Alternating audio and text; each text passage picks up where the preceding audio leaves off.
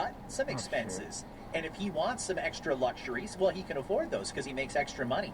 But I think you're just asking for trouble if you don't split things 50-50 or as close as possible and make it an equal partnership. Let me give you an example here. As you know, I'm going Traffic through the signals have divorce gone all process. retarded. Still. Oh, it's shit, what the hell is this? crazy. It was Let me fine tell just a you second ago. that There we go. there's going to come a time, and this isn't just me speaking about my own situation, but from talking to many, many other people who are also divorced, there's going to come a time, or there could come one, In 2 kilometers, make a right turn on Foster Drive.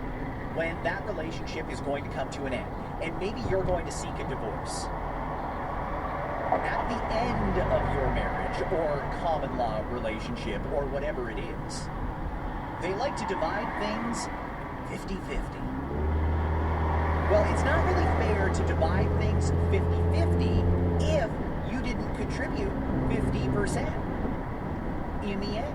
And your contribution could be a lot of different things. If maybe he works and she stays home to raise the kids. Okay, maybe that's a circumstance where the value there is in her staying home to raise the kids and not having to pay for daycare and that sort of thing. Maybe that's the contribution. But you should find a way to make it as equitable as possible, unless you want to agree in advance that if the end of the marriage happens, you're going to split it the way you contributed during the marriage. And if he pays all the bills, should you really get half of everything at the end? Or if she is the breadwinner and she pays all the bills and for all the vacations and all that sort of thing, should he get half of her money and assets when the relationship... In 600 meters, What's make the a right bad turn down on here Foster too? Drive. Depends.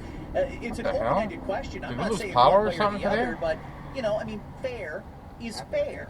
And if you want it to be fair and equitable at the end, it should be equitable during the process. Am I wrong there? So, no, I don't necessarily think that you're wrong, and that's why I go back to you don't want to give yourself something extra to fight about, right? And money, again, is like the number one thing. So when, let's say, there is a separation or there are issues, that might be one of the first things the person throws at the other person, and that's where there might be issues. But again, if the other person's, and I agree with you, by the way, on the contributions. Yeah, absolutely. If, let's say, it's the woman staying home with the kids, could be the guy staying home with the kids, whatever it is, Sure. that is of value to that relationship. That gives you flexibility. That saves you money on daycare. That is a job and a half. So that all of that aside,